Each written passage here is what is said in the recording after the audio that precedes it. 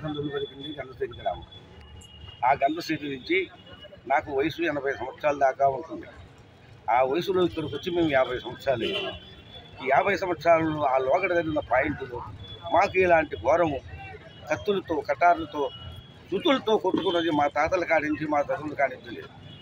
ఆ వాళ్ళు ఉండేది వరంగల్లో, మేము ఉండేది ఇక్కడ. మా ఇంటి మీద పాత పగలేమన్న వాళ్ళ కడుపులో పెట్టుకుని ఉండేది ఎక్కడ? ఉండేది పాకబండ బజారు మసీదు, పాకబండ బజారు మసీదు, గౌసు కొట్టిల్లు ఎదురుగా, గౌసు గారు కొట్టిల్లు ఎదురుగా. అక్కడికి వచ్చి మేము 50 సంవత్సరాలు అయింది. 50 సంవత్సరాల కానించి మా దాంట్లో చిన్న చిన్న తగాదులు పంచాదులు ఉంటే మా కుల పెద్దలతో మేము తీర్చేసుకొని సరి చేసుకొని వెళ్ళిపోయేవాళ్ళు. అలాంటి వాళ్ళు ఇంటి మీదకి వచ్చి నిన్న 2 నిమిషాలలో చంపేస్తారా అని చెప్పి ఒక పైపు కొట్టే సైకిల్ పైపు పీట కత్తి దానికి అంత ఇనుము కత్తి ఒక శుచి తీసుకొని ఇంటి మీదకి వచ్చి ఒక్కడే ఉన్నాడు. అమ్మాయి ఒక్కడు ఉంది, వాడి అక్కయ్య లేని ఎవడూ లేని సమయంలో నాకు 6 కొడుకులు బిడ్డలు, కుటుంబం చాలా పెద్దది. ఆ కుటుంబం లేని సమయంలో వాడు ఒక్కడనే ఒంటరిగాన్ని చూసుకొని పడేసి కత్తిపేటతో నరికి గొడ్డలతో చుట్టూని కొట్టి ఆ తర్వాత పైపుతో కొట్టి కన్ను గుడ్డు ఎగిరిపోయింది, గుడ్డు పగిలిపోయింది. సిమెంట్ కన్ను వేశారు, ఆపరేషన్ జరుగుతుంది. తలకాయ పగిలింది, దవడ చెక్కలు ఇరిగిపోయినాయి. ఆ తర్వాత ముఖం కనుగుడ్డు బొక్కలు ఇరిగిపోయినాయి. అవన్నీ గవర్నమెంట్ హైదరాబాదులో ఇక్కడ చేర్చాం. ఏది గవర్నమెంట్ హాస్పిటల్ ఇక్కడ శాత కాదయా, అర్జెంటుగా మీరు హైదరాబాద్ తీసుకుపోవడానికి అక్కడ డాక్టర్లు చెప్తే ఆ డాక్టర్ల గారి సలహాతో హైదరాబాద్ తీసుకెళ్ళేసాం. హైదరాబాద్లో అది ఎల్పి హాస్పిటల్లో గుడ్డు తీసేశారు, సిమెంట్ కన్ను డబ్బీ చేశారు. ఆ పిల్లగాడు మళ్ళీ బొక్కల డాక్టర్ గారి దగ్గరికి వెళ్ళి ఇవన్నీ పరిశీలించి ఆపరేషన్లు చేస్తున్నారు. వాళ్ళ ఆపరేషన్ జరుగుతుంది. రేపటి గతిలో ఏ విధంగా ఉంటాడో సత్తాడో బత్తాడో తెలియదు. వాడికి 3 పిల్లలు, భార్య, వాడికి ఏ అన్నా ఏ తమ్ముడు ఆధారం అవుతాడు. వాడి సంసారాన్ని కాలుపోయిన వాడు కుంటోడా అంటాం, చేపోయిన వాడిని వాడు కూడా కుంటోడా అంటాం, కన్నుపోయిన వాడిని గుడ్డోడా అంటాం.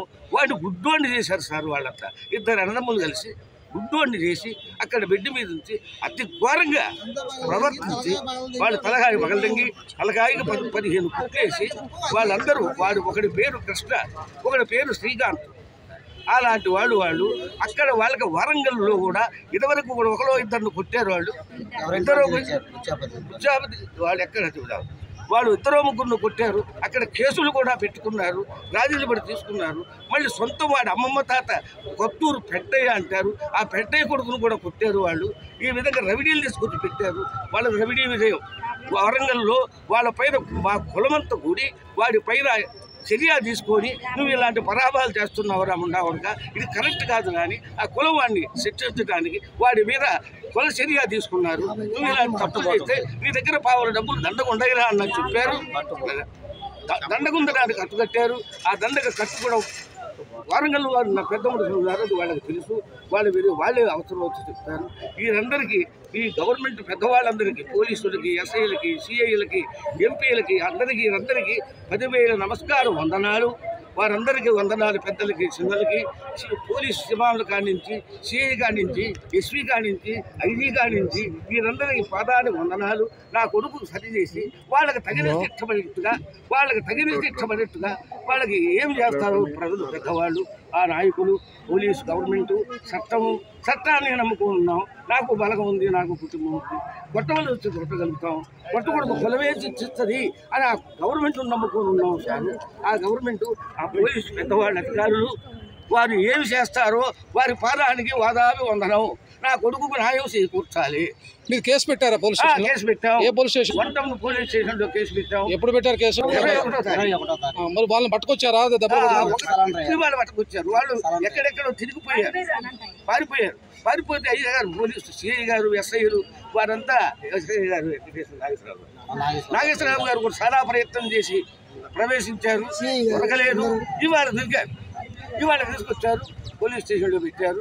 మా కొడుకు ఆ గవర్నమెంట్ న్యాయం చేకూర్చవలసిందని చేతులు ఎత్తి నమస్కరిస్తున్నాం.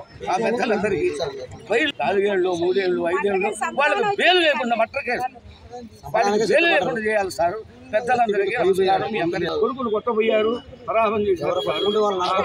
పెద్దలందరికీ వాతాలు వందనాలు, వారందరికీ వందనాలు. ముస్తఫా నగర్ ఆర్సీ బంధం ఇక్కడ 20-30 ఏళ్ళ కాలం ఇక్కడే ఉంటున్నాం. ఇల్లు కొనుక్కుంది అన్నదమ్ములం కుటుంబం అంతా ఉంటున్నాం. ఇంతవరకు అందరం హ్యాపీగా ఉన్నాం. ఇప్పుడు మీ 6 మంది కుటుంబంలో మా చిన్న తమ్ముడిని వారంగల్లులో ప్రస్తుతం కృష్ణని వారంగల్లు మా వాళ్ళే జంగాలే ప్రస్తుతం కృష్ణని ప్రస్తుతం శ్రీకాంత్ అని వాళ్ళిద్దరూ వారంగల్లు నుంచి కారు వేసుకొని మా ఇంటి మీదకి వచ్చి ఎవరు లేని సమయంలో పాత కక్షలతోటి మా తమ్ముడిని రాడ్లతోటి కత్తిపేటలతోటి సుత్తితోటి అతి భయంకరంగా నిన్ను సెకండ్లో చంపేస్తామని చెప్పి రాడ్లతోటి కత్తులతోటి తలకాయలు పగలగొట్టి కంటి పొక్కలు ఎముకలు ఇరిచేసి కన్నుని మొత్తాన్ని తీసేసే విధానంగా కన్నుని పగలగొట్టి నరికేశారు. వాళ్ళు ప్రస్తుతం కృష్ణన్న వ్యక్తి ప్రస్తుతం శ్రీకాంత్ అన్న వ్యక్తి వాళ్ళ మీద ఆల్రెడీగానే 3 బట్టల కేసులు ఉన్నాయి వారంగల్లు. వాళ్ళ సొంత మేనమావనే 20 మంది రౌడీలు పెట్టి ఆ జంగాల గూడెంలో వారంగల్ గూడెంలోనే ఆ ఊరంతా తిప్పించి నరకాలని ప్రయత్నిస్తే అక్కడ ఒక మర్డర్ కేసు ఉంది. హైదరాబాదులో ఒకరిని మర్డర్ చేయబోయారు, అక్కడ ఒక మర్డర్ కేసు ఉంది. ఇది జగిత్యాలలో ఒకటి ఉంది. ఇది 3వది ఖమ్మంలో. ఈయన్ని నరికితే ఎవరు వస్తారు అడ్డం? వచ్చిన వాళ్ళందరినీ నరుకుతాం. వాళ్ళకి 6 మంది అన్నదమ్ములు ఉన్నారా? వాళ్ళ దమ్ము ఉంటే రమ్మనండి, ఎక్కడికైనా రెడీ. మా దగ్గర డబ్బు ఉంది, ఎన్ని లక్షలైనా సరే ఎవరికైనా సరే పెడతామని. ఇప్పుడు 21వ తారీఖున ఈ కేసు FIR అయింది.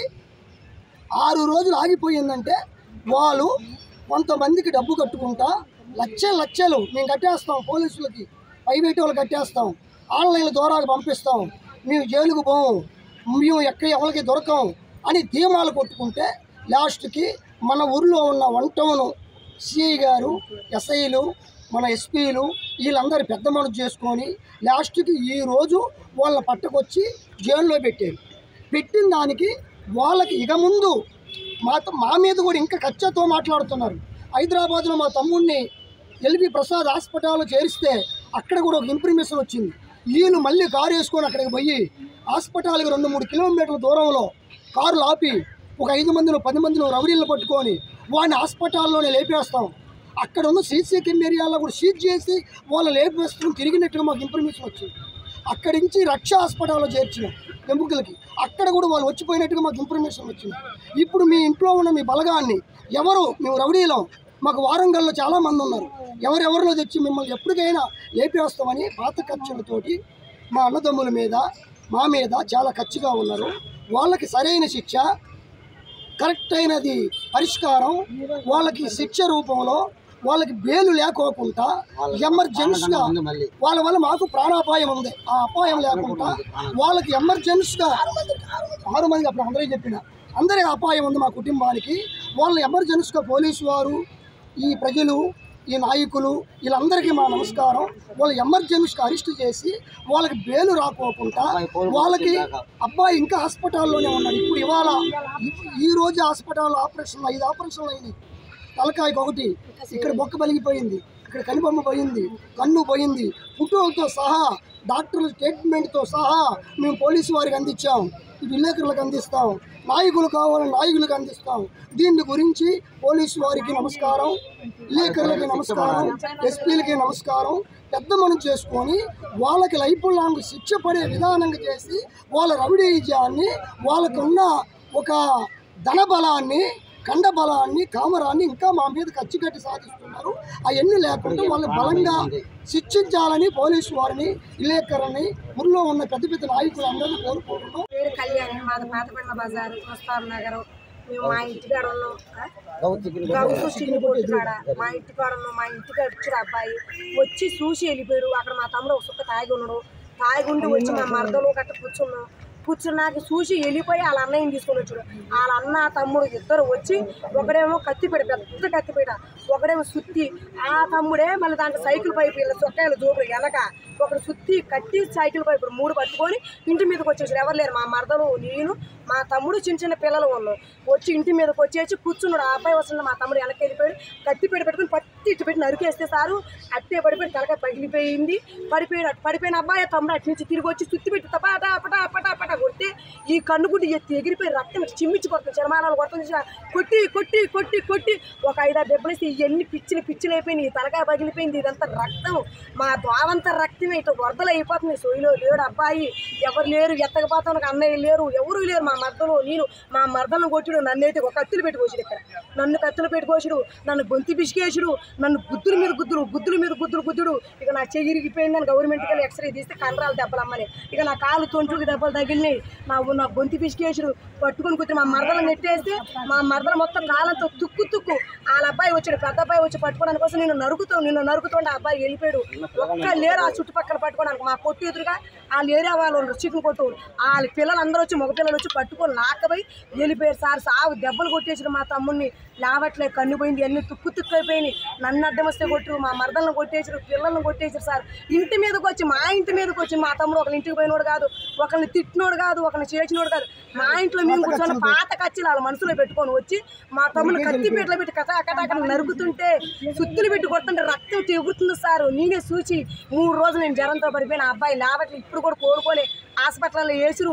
ఇక్కడ గవర్నమెంట్ హాస్పిటల్కి వెళ్తే చేర్చుకోనన్నారు, ఇక్కడ స్వాతి హాస్పిటల్కి వెళ్తే చేర్చుకోనన్నారు, కుట్లు వేసిరు, మళ్ళీ హైదరాబాద్లో వేసిరు. సీరియస్లో ఉన్నారు సార్, కొంచెం న్యాయం చేయండి. అబ్బాయికి పిల్లలకి అల్లోడు, మీరు అందరు కలిసి కొంచెం సహాయం చేసాం. ఖమ్మం వంటల డిపార్ట్మెంట్కి వాళ్ళందరికీ నమస్కారం. ఇది ఏంటంటే ఇది వరంగల్కి సంబంధించిన 2 వ్యక్తులు, బేడ బృహజంగాలకు సంబంధించిన వ్యక్తులు, 2 వ్యక్తులు కృష్ణ శ్రీకాంత్ అనే మనుషులు మరి దారుణంగా కత్తులు శరవాలు పట్టుకొని ఎవరికైతే వాళ్ళకి సపోర్ట్ చేసుకుంటూ ఎవరైతే బలహీన తక్కువ ఉన్న వాళ్ళ దగ్గరికి వచ్చి వాళ్ళ పెత్తలు చేయటం, వాళ్ళ కత్తులు పట్టుకొని తిరగటం ఈ డిపార్ట్మెంట్ కూడా చూసుకోకుండా చేస్తున్నారు. కాకపోతే అది టైం. కాకపోతే వీళ్ళు అనాథ పక్షులు, వీళ్ళకి ఏం లేదు, బతికితే ఆ రోజు పూట ఖర్చు వరకు బతుకుతుంది, పనుకుంటారు. కాకపోతే వీళ్ళకి ఒక దీక్ష వాళ్ళు ఎవరు లేరు. కాకపోతే వీళ్ళంతా ఈ శ్రీకాంత్ వీళ్ళంతా దొంగలు. ప్రాణగండం ఉంది, మళ్ళీ అతని వల్ల మాకు ప్రమాదం ఉంది. ఇప్పటికి 1-2 సార్లు అయింది, ఇప్పుడు 1-2 సార్లు అయింది సార్. అందరికీ నమస్కారం. నువ్వు చెప్తుందా?